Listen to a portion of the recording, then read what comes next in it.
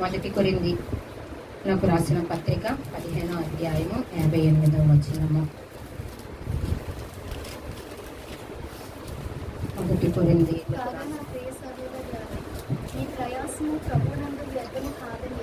మీ ప్రయాసము ప్రభువునందు వ్యర్థము కాదని ఎరిగి స్థిరులను కదలని వారును ప్రభువు కార్యాభివృద్ధి యందు ఎప్పటికీ ఆసక్తులనై ఉండుడి. దేవుని స్తోత్రం. హల్లెలూయా. అంశం, మీ ప్రయాసము ప్రభువునందు వ్యర్థము కాదని ఎరగాలి. ముందు అంటే తెలుసుకోవాలి. అది మన హృదయంలో నాటపడాలి, విత్తబడాలి, ఫలించాలి. అదొక్కటి మనము బలమైన తీర్మానం చేసుకొని మనం ముందుకు వెళ్తే మన యొక్క ఆత్మీయ జీవితం అవనివ్వండి, సంఘ సేవ పరిచయం ఏదైనా ఆ ప్రయాస వ్యర్థము కాదని దేవుడు సెలవిస్తా ఉన్నాడు. దేవుని స్తోత్రం. హల్లెలూయా. ఇక్కడ అంటున్నారు, ఎవరి యందు ప్రయాస వ్యర్థము కాదని ముందు మనం తెలుసుకోవాలంటే ప్రభువు యందు. దేవుని స్తోత్రం.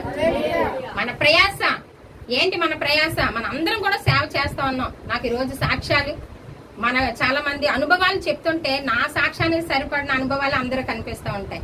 ఇప్పుడు చాలా మంది మనం పెద్ద పెద్ద సేవకులను చూస్తూ ఉంటాం. వారు కారులో వెళ్తారు, వ్యాన్లో వెళ్తారు, ఏసీలో ఉంటారు. వారి మందిరాలు గాని, వారి సంఘాలు గాని, వారి హోదా గాని చూస్తే చాలా భలే ఉంది అనుకుంటాం. చాలా మంది అవి చూసి మోసపోయి దేవుడు సేవకు పిలకపోయినా, వారికి ఒక దర్శనం లేకపోయినా, అభిషేకం లేకపోయినా ఇది ఈజీగా ఉంది, 4 మాటలు చెప్పేసి వచ్చేస్తే చక్కగా వెళ్ళిపోవచ్చు అని చెప్పి వారిని చూసి మోసపోతున్నారు. కానీ వారి జీవితాలు మనం వెనక్కి వెళ్ళి చూస్తే ఏముంటదంటే కన్నీటి ప్రార్థన, మోకాలు పెట్టుబడి, కాలి నాటకాలతో చేసిన సేవ, అవమానాలు, నిందలు, ఆర్థిక వ్యవస్థ బాగోకపోవడము, వారి మోకాలు పెట్టుబడి పెట్టి దేవుని దగ్గర దివారాత్రులు ఉపవాసాలతో ప్రార్థన చేయడం మనము చూస్తా ఉంటాము. దేవుని స్తోత్రం. హల్లెలూయా. కనుక మరి ఏ సేవకులు అభివృద్ధి పొందినా వారి యొక్క వెనక బ్యాక్గ్రౌండ్ మనం చూడాలి. బ్యాక్గ్రౌండ్ చూస్తే మనకి వారి సేవ పరిచర్య యొక్క ప్రతిఫలం ఏంటో ఇప్పుడు వాళ్ళు పొందుకుంటున్నారు అనేసి ఒక నిశ్చయిత మనం కలిగి ఉంటాం. అందుకనే మరి ఒక దినాన మా పాస్టరాలు ఒక 3-4 సేవకులు వాళ్ళు సేవకుల సదస్సుకి వెళ్ళారండి. ఎవరు? తండ్రి గారు మోజేష్ చౌదరి గారు, మీ అందరూ తెలిసే ఉంటాం. అక్కడ ప్రసంగంలోనే ఆయన ఒక మాట చెప్పారంట. ఏంటంటే సేవకు రావడం అంటే చావుకి రావడమే, సేవ చేయడం అంటే చావుకు సిద్ధపడి రావడమే. దేవుని స్తోత్రం. నేను ఎక్కడికి వెళ్ళినా అక్కడ జరిగిన విషయాలన్నీ పాస్టర్ చెప్తాను. పాస్టర్ ఎక్కడికి వెళ్ళినా షేర్ చేసుకుంటాం ఆత్మీయ విషయాలు. మనం షేర్ చేసుకున్నప్పుడే ఆత్మీయంగా బలపడతాం. ఆ మాట మాత్రం అలాగే ఇప్పటికీ కూడా గుర్తుండిపోయింది. సేవకు రావడం అంటే చావుకు రావడం, సేవకు రావడం అంటే ముండ్ల బాటల్లో నడవడం.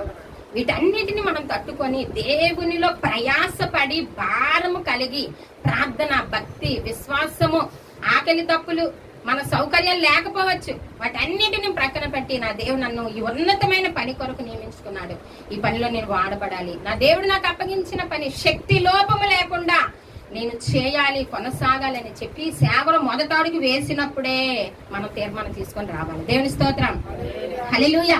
దేవునితో ఒక నిబంధన చేసుకుని మనం సేవకు రావాలి. అప్పుడు ఆ సేవకుడు సేవకురాలు ఎన్ని సమస్యలు వచ్చినా వారు నిలబడగలరు, ఆ సేవలో ముందుకి కొనసాగగలరు. దేవుని స్తోత్రం. అందుకనే దేవుని సేవకు వచ్చినప్పుడు దర్శనం ఉండాలి, పిలుపు ఉండాలి. సేవలో చాలా కష్టాలు వస్తాయి. అప్పుడు మనం ఏం చేయాలి? దేవుడు పిలిచిన దర్శనము, దేవుడిచ్చిన దర్శనము, దేవుడు ఏ పిలుపుతో మనల్ని పిలుస్తున్నాడో అవి జ్ఞాపకం చేసుకోవాలి. ఆ సమయంలో దేవుని స్తోత్రం. అవి జ్ఞాపకం చేసుకున్నప్పుడు మరలా మనము బలముగా ముందుకి నడవగలము. ఎన్ని శోధనలు వచ్చినా, కష్టాలు వచ్చినా, కన్నీరు ఎదురైనా, అవమానాలు, నిందలు ఎన్ని వచ్చినా నా దేవుడిచ్చే దర్శనం ముందు, నా దేవుడు పిలిచే పిలుపు ముందు ఇవన్నీ కూడా చాలా తక్కువే అనిపిస్తాయండి. దేవుని స్తోత్రం. హల్లెలూయా. మేము 2011లో సేవకు వచ్చాము. ఆ 2011లో మా పరిస్థితి ఏంటంటే 10 లక్షల కంటే ఇంకా ఎక్కువైన అప్పు. అంటే ఇంకా అవి లెక్క పెడితే భయం వేసి దగ్గర 15 లక్షల చిల్లరే. ఇవన్నీ కూడా వేస్ట్ గా ఖర్చు పెట్టినవి కాదండి, మరి వ్యర్థంగా ఏం ఖర్చు పెట్టినవి కాదు. ఒక ఇల్లు కట్టాం. ఆ ఇల్లు కట్టిన తర్వాత సాతాను శోధనలు ఇవన్నీ ఎక్కువైపోయి ఇంట్లో పరిస్థితులన్నీ మేము అనుకున్నాము ఫైనాన్స్ తీసుకుంటున్నాము, చక్కగా తీర్చేస్తాము అన్న ఒక ఆలోచనలోనే ప్రార్థనా పూర్వకంగా ప్రారంభించాం. కానీ ఇంట్లో పరిస్థితులన్నీ కూడా తారుమారు చేసే సాతాను ఏలుబడి ఎక్కువైంది. ఎందుకు ఆ సాతాను ఏలుబడి ఎక్కువైంది అనేసి నా ఆత్మీయ తండ్రి సత్యదాస్ అయ్య గారు మీ అందరికి తెలిసే ఉంటది, పరలోక కుటుంబము. అక్కడ మేము అభిషేకింపబడ్డామండి. అక్కడికి మేము డోర్ నెంబర్ పట్టుకొని వెళ్ళినప్పుడు అక్కడ కూర్చోబెట్టి ఆయన కనిపెట్టి ప్రార్థన చేస్తున్నప్పుడు ఒక దురాత్మలు వచ్చేవి, సాతాను వచ్చేది, దైవాత్మ పరిశుద్ధాత్మ దేవుడు కూడా వచ్చి మాట్లాడేవాడు, ఆయనలోనికి వచ్చి మాట్లాడేవారు.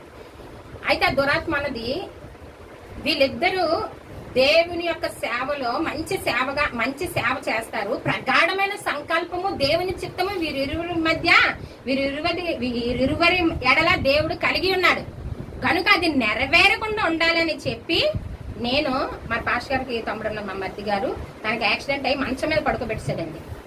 అందుకే ఆ వ్యక్తికి అలా చేసి నేను మంచం మీద పడుకోబెట్టాను. ఈ సమస్య వలన వారికి నీ మీద దృష్టి ఉండదు, వారిని వైపు చూడరు. సమస్యలు ఉంటే ఏం చేస్తామండి, ఇంకా దాని వైపు వెళ్ళిపోదు మన ఫోకస్ అంతా.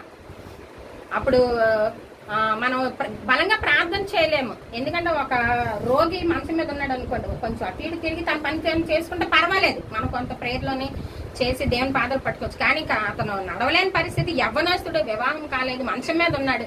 అటువంటి పరిస్థితుల్లోని దురాత్మ మాట్లాడుతుంది, దేవుడు వీరి ఎలా ఒక మంచి సంకల్పము కలిగి ఉన్నాడు, అది నెరవేరకుండా ఉండాలంటే ఈ వ్యక్తి మంచం మీద ఉండాలి. అందుకే ఈ వ్యక్తిని మంచం మీద పడుకోబెట్టాను, వ్యక్తి నడవడు, తిరగడు, ఏమి చేయడు అని చెప్పేసి ఆ దురాత్మ మాట్లాడు. వెంటనే అయ్యగారు వచ్చి మాకు చెప్పారు, మా ప్రభు మిమ్మల్ని సేవకి పిలుస్తా ఉన్నారు కనుక దేవుని సేవకు మీరు లోబడండి, ప్రార్థన చేసుకోండి. నేను చెప్పానని కాదు, కానీ మీ పిలుపేంటి, మీ దర్శనం ఏంటి, మీరు ఏ స్థలంలో ఉండి దేవుని సేవ చేయాలో దేవుని అడిగి మీరు తెలుసుకోనండి అని చెప్పి ఆ బాధ్యత భారం మాకే అప్పగించారు. దేవుని స్తోత్రం. అదే అభిషేకించిన వారు తెలియజేయవలసిన 3 విషయాలు అవే. ఎందుకంటే ఆ దైవ సేవకుడు చెప్పాడని వచ్చామనుకోండి కష్టం వస్తుంది.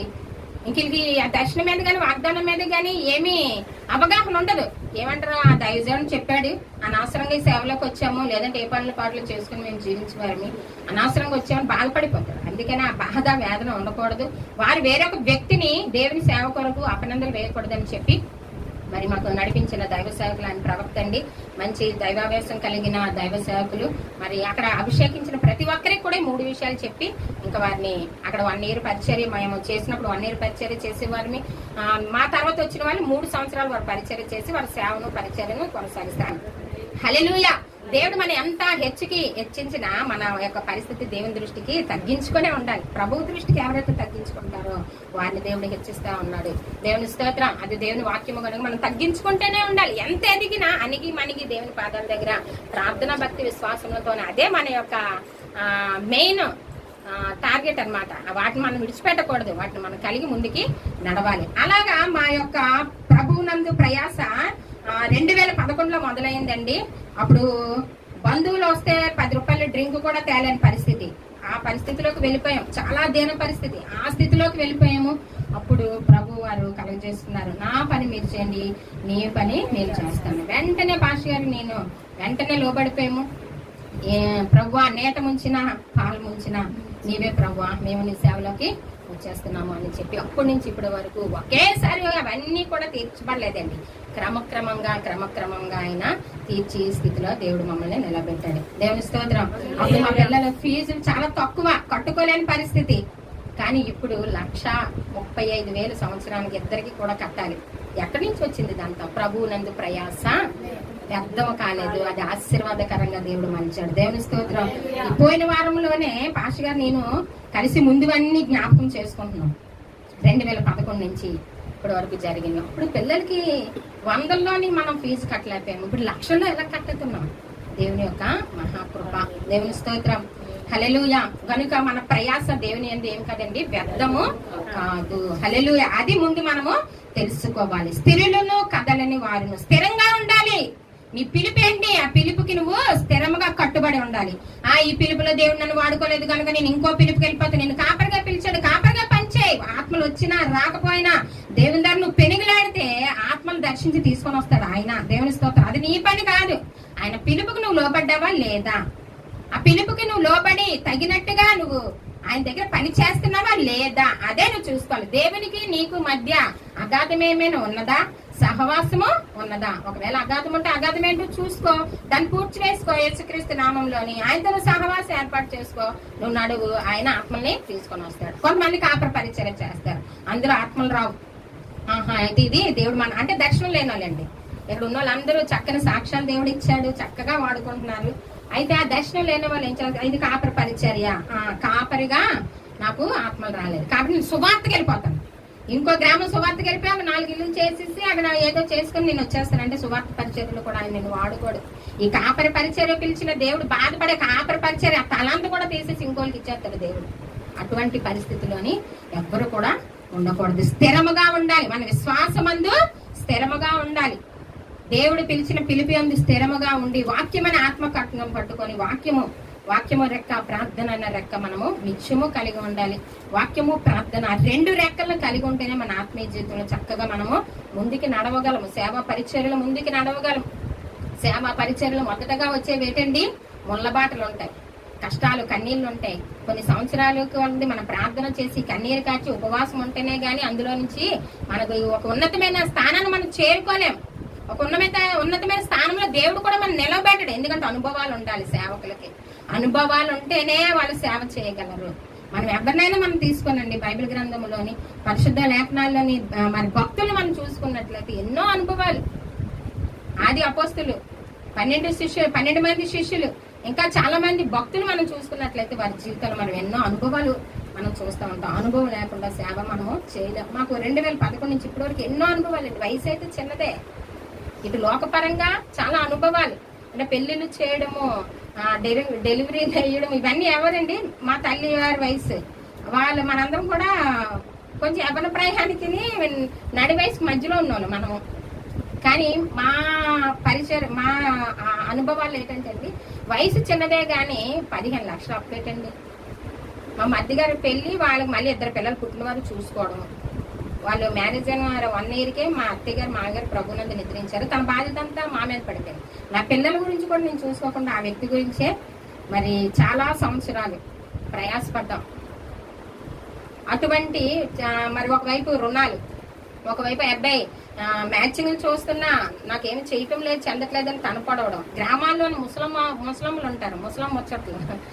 వాళ్ళే బజార్కి వెళ్ళిన, అమ్మ మీ మధ్యకి ఏం పెళ్లి చేయవా, మీ ఎత్తమాని అంటే చేసినేమో ఈ వాటికి నేను చేయలేదు. చూడండి ఎలాంటి మాటలు. ఒకవైపు లోకపరంగా మాటలు వచ్చేవి, ఒకవైపు దేవుని సేవ చేయాలి, ఒకవైపు ఈ యొక్క ఆర్థిక ఇబ్బందులు, ఇవన్నీ కూడా 5 విషయాలు. ఒకవైపు పిల్లలు చదివించుకోలేని పరిస్థితి, ఒకవైపు అప్పుడే సేవలో మొదట అడుగు వేసిన పరిస్థితి, అప్పుడే చాలా మరి లోకంలో 4 వైపులా 4 మరి విపత్తులు వచ్చేసి మమ్మల్ని చాలా వేదనకు, బాధకు గురి చేసింది. అయినప్పటికీ వేసిన అడుగేమి వెనక్కి తీసే ప్రసక్తి లేకుండా వాక్యాన్ని పట్టుకొని దేవుని సన్నిధిలో కన్నీరు, ప్రార్థన, విజ్ఞాపన, ఉపవాసాలు, ఇంక ఇవే. ఎవరైనా ఒక వ్యక్తి వచ్చి మమ్మల్ని అనకూడదు మాట్లాడి అనేసి వెళ్ళిపోయాడు అనుకోండి, ఇంకేం సమాధానం చెప్పేవారు కాదు. వాళ్ళు వెళ్ళిపోగానే మళ్ళీ డోర్ వేసుకొని పాస్టర్ నేను కన్నీరుతో ప్రార్థన చేసేది. దేవుని స్తోత్రం. కన్నీరు, ఉపవాస ప్రార్థనలేనండి మమ్మల్ని 15 లక్షల అప్పుల్లో నుండి విడిపించి సేవలో మమ్మల్ని బలపరిచి, స్థిరపరిచి మా బిడ్డలు ఉన్నతమైన స్థానానికి వెళ్ళడానికి కారణమైంది. దేవుని స్తోత్రం. అన్నిటి దేవుని కృప. కన్నీటి ప్రార్థన, విజ్ఞాపన అలా చేయడానికి దేవుని కృప మొదటిగా మాకు తోడై ఉన్నది. దేవుని స్తోత్రం. హల్లెలూయా. కదలని వారును మనం కదలకూడదు. మనము కుడికి గాని ఎడమ గాని కదలకూడదు. దేవుని యొక్క వాగ్దానాలు జ్ఞాపకం చేసుకోవాలి. దేవుని దర్శనాలు ఇవన్నీ డైరీలో నోట్ చేసుకొని, ప్రభువా నీ దర్శనాలు ఇవి కదా ప్రభువా, నువ్వు ఈ విధంగా పిలిచావు నాయన, పరిపూర్ణంగా నీ సేవకు వచ్చేసాం, ఇంకే పని మాకు లేదు, మమ్మల్ని పోషించకపోయినా ఏమైనా నువ్వే ప్రభు అని చెప్పి మరి ముందుకి కొనసాగడం జరిగింది. దేవుని స్తోత్రం. ప్రభువు కార్యాభివృద్ధి నందు ఎప్పటికీ ఆసక్తిలో ఉండడు. ఎప్పటికీ కూడా మన దేవుని యొక్క కార్యాలు అందు మనం ఎలా ఉండాలి? ఆసక్తి కలిగి ఉండాలి. కొన్ని ప్రార్థనలు వెంటనే వస్తాయి, కొన్ని ప్రార్థనలకు సమాధానం వెంటనే రాదు. అప్పుడు కూడా ఆసక్తితో మనం ఏం చేయాలండి? ప్రార్థన చేయాలి. ఆసక్తితో చేసిన ప్రార్థనకు దేవుడు మంచి ప్రతిఫలం అనేది దేవుడు అనుగ్రహిస్తాడు. దేవుని స్తోత్రం. హల్లెలూయా. మన సేవకులుగా మన సంఘాల్లో ఎక్కడో వద్దు కానీ సంఘాల్లోని చాలా మంది ఉంటారు. అందరూ అన్ని రకాలుగా, అందరూ ఒకే విధంగా ఉండరు. ఒక్కొక్కరు ఒక్కొక్క కోణంలో ఉంటారు కదండి. ఆ ఒక్కొక్కరు ఒక్కొక్క కోణంలో ఉన్నప్పుడు మనం చాలా జాగ్రత్తగా నడుచుకోవాలి. కొంతమంది మేలు పొందుకున్న వాళ్ళు ఉంటారు. ఆ మేలు పొందుకున్న వాళ్ళే వారు ఒక్కొక్క స్థాయిలోకి వస్తారు. వాళ్ళు తిరగబాటు చేసే స్వభావంలో ఉంటారు. మన సంఘాన్ని విడిచి వెళ్ళిపోయే స్వభావంతో ఉంటారు. ఆ సమయంలో కూడా మనం ఎలా ఉండాలంటే దేవుని దగ్గర స్థిరముగా ఉండాలి, బలముగా ఉండాలి. దేవునితోటే మనము చూచి ముందుకి నడవాలి. దేవుని స్తోత్రం. హల్లెలూయా. అలాగే రోమా 12:21 చూద్దాము. నాకు ఇచ్చిన టైం అయిపోయింది. సాక్ష్యము ఏదేమన్నప్పటికీ కొద్ది మాటలైనా మన హృదయాల్లో విత్తబడి నాటబడి ఫలిస్తే చాలు. రోమా పత్రిక 12:1. కాబట్టి సహోదరులారా, పరిశుద్ధమును దేవునికి అనుకూలమైన సజీవ యాగముగా మీ శరీరంలో ఆయనకు సమర్పించుకున్నది దేవుని వాత్సల్యమును బట్టి మిమ్మల్ని బ్రతిమలాడుకొనుచున్నాము. ఇట్టి సేవ మీకు యుక్తమైంది. దేవుని స్తోత్రం. హల్లెలూయా. ఎటువంటి సేవ యుక్తమైంది, మంచిది అని దేవుడు తెలియజేస్తా ఉన్నాడంటే సజీవ యాగముగా మీ శరీరములను ఆయనకు సమర్పించుకున్నట్టే. దేవుని స్తోత్రం. సజీవ యాగముగా శిరస్సు మొదలుకొని అరిపాదాల వరకు మనము దేవునికి సజీవ యాగముగా ప్రతి అవయవ భాగాన్ని కూడా సమర్పించుకోవాలండి. దేవుని స్తోత్రం. హల్లెలూయా. నాకు మ్యారేజ్ అవ్వలేనప్పుడు చాలా మెయింటెనెన్స్ ఉండేది. అందరికీ ఉంటది, నేను చెప్పాలి, నాది నేను చెప్పుకున్నాను, నా అనుభవం. చాలా మెయింటెనెన్స్ ఉండదు. అప్పటికి ఇప్పటికి నేను చూసుకుంటే సున్నాలో ఉన్నానని నేను చెప్పుకోవాలి. దేవుని స్తోత్రం. ఎందుకంటే సేవకులుగా మనము కరెక్ట్ గా లేకపోతే వచ్చిన విశ్వాసులకి ఏం చెప్తాం? అక్కడ ఉన్న కళ్ళు మనల్నే చూపిస్తాయి. పాశ్రమ గారు ఎలా ఉన్నారు, ఆవిడ ఏం బోధిస్తున్నారు, ఏం చెప్తున్నారు, చెప్పింది ఆవిడ చేస్తున్నారా లేదా, చెప్పిన ప్రకారం నడుస్తున్నారా లేదా, ఇవన్నీ కొన్ని కళ్ళు మనల్ని చూస్తూ ఉంటాయండి. మన కళ్ళు రెండే, అందరినీ చూస్తాయి, అందరి కళ్ళు మనల్ని చూస్తాయి. మనం చాలా జాగ్రత్తగా ఉండాలి. మాటలోను, ప్రవర్తనలోను, నడబడిలోను, వారిని ప్రేమించుట్లోను, ఆదరించుట్లోను, హెచ్చరించుట్లోను, అన్నిట్లో కూడా మనం ఎలాగా ఉండాలంటే ప్రభువు యొక్క స్వారూప్యమును మనం ధరించుకొని ఉండాలి. ప్రభువు యొక్క సుగుణములు మనము కలిగి ఉండాలి. మన మాటలోనే ఆత్మ, వచ్చిన ఆత్మను నిలబడాలా, వెళ్ళిపోవాలా. ఒక్కోసారి మన మాటలు బాగున్నప్పటికీ కొన్ని ఆత్మలు ఏం చేస్తాయంటే దేవుడు ఒక ఉన్నతమైన స్థానాన్ని కల్పించిన తర్వాత వారికి గర్వం వచ్చేస్తుంది. గర్వము నాశనానికి ముందు వస్తుంది. ఆ గర్వం ఏం చేస్తుంది అంటే ఆ మందిరాన్ని వదిలేస్తుంది, ఆ సేవకులను వదిలేస్తుంది, ఆ సంఘాన్ని వదిలేస్తుంది. మనం చేసిన ప్రార్థనలకి వారి ప్రతిఫలం కూడా తోసుకొని వెళ్ళిపోతాయి. కానీ నువ్వు ఎక్కడ ప్రయాసపడ్డావు? దేవుని దగ్గర ప్రయాసపడ్డావు. ఆ ఆత్మ రక్షింపబడాలి ప్రభు, ఆ కుటుంబం రక్షింపబడాలి ప్రభు, వారి అన్య జనాంగంలోని నీ నామానికి మహిమార్థమే, సాక్షార్థమే ఆ గ్రామంలో ఉండాలి ప్రభు అని చెప్పి మన ప్రభువునందే ప్రయాసపడతాం. వీళ్ళ దగ్గర నుంచి నీకు ఏమి రాకపోవచ్చు, వీళ్ళ దగ్గర నుంచి నీకు అవమానమే రావచ్చు, నిందలే రావచ్చు, వ్యతిరేకత రావచ్చు, నేను విసర్జించవచ్చు. కానీ నీ యొక్క ప్రయాస ఎక్కడ పడ్డావు? దేవుని దగ్గర ప్రార్థన చేస్తేనే ఇల్లు కట్టబడింది, దేవుని దగ్గర ప్రార్థన చేస్తేనే ఆత్మలు వచ్చాయి కనుక దేవుని వద్ద నుంచి రావాల్సిన ఆశీర్వాదం నీకు దేవుడు ఇచ్చేస్తాడు. హల్లెలూయా, హల్లెలూయా. కనుక మా యొక్క మందిరంలోని ఒక ఆయన యాక్సిడెంట్ అయ్యి పడిపోయాడు. అంటే కాలువలు కడుతున్నారు కదా, కాలువలో పడిపోయాడు, త్రాగేసి పడిపోయాడు. రాకముందు, మందిరానికి రాకముందు పడిపోతే ఆయన కిడ్నీలు ఫెయిల్యూర్ అయిపోయి కేజీహెచ్లో వేస్తారు. వెంటనే మాకు ఫోన్ వచ్చింది, వాళ్ళ బ్రదర్ మా సంఘానికి వస్తున్నారు అనమాట. పాస్టర్ అయ్యగారండి ఇలాగ మా తమ్ముడికి ఇలాగ అయిందండి అని చెప్పినాడు. మేము వెంటనే లేచి ప్రార్థన చేసాము. ప్రార్థన చేస్తే ప్రభు అన్నారు, ఆ కుటుంబాన్ని నన్ను నమ్ముకోమనండి, నేను స్వస్థపరుస్తున్నాను. ప్రభు వాగ్దానం ఇచ్చారు, మాట ఇచ్చారు. వెంటనే ఉదయకాల సమయంలో మేము వెళ్ళాము, స్ట్రెచ్చర్ మీద వేస్తారు. డాక్టర్స్ ఇంకా ఈయన బ్రతకడు, నైట్ అంతా యూరిన్ ద్వారా బ్లడ్ అంతా పోయింది, ఈయన బ్రతకడు. అంతకీ బ్రతకాలంటే రోజుకి 1000 రూపాయలు ఇంజక్షన్ వేసుకోండి. 3000 రూపాయల ఇంజక్షన్ కూడా ఉంది. అవి 3000 ఇంజక్షన్ 3 నెలలు బ్రతికిస్తుంది. రోజుకి 1000 రూపాయల ఇంజక్షన్ నెల రోజులు బ్రతుకుతాడు. రెండిట్లో ఏదో ఒకటి మీరు కోరుకోండి అన్నారు. అంత స్తోమత 2 కుటుంబాలకి లేదు, అత్తవారి కుటుంబానికి లేదు, తల్లిగారి కుటుంబానికి లేదు. మేము వెళ్ళి అప్పట్లోనే ఏడుస్తున్నారు అటు ఇటు కుటుంబస్తులు కూర్చొని. మేము వెళ్ళి పాస్టర్ గారు చెప్పారు, అమ్మ ప్రభు నాకు ఇలా వాగ్దానం చేశారు, మాట ఇచ్చారు, ఆ కుటుంబం దేవుని నమ్ముకుంటే కుమారుని దేవుడు బ్రతికిస్తానని మాట ఇచ్చారమ్మా, ఆ కుటుంబం ప్రభువు నమ్ముకోమని చెప్పండి అని చెప్పి మేము కూడా చెప్పడం, వాళ్ళు కూడా చెప్పాము.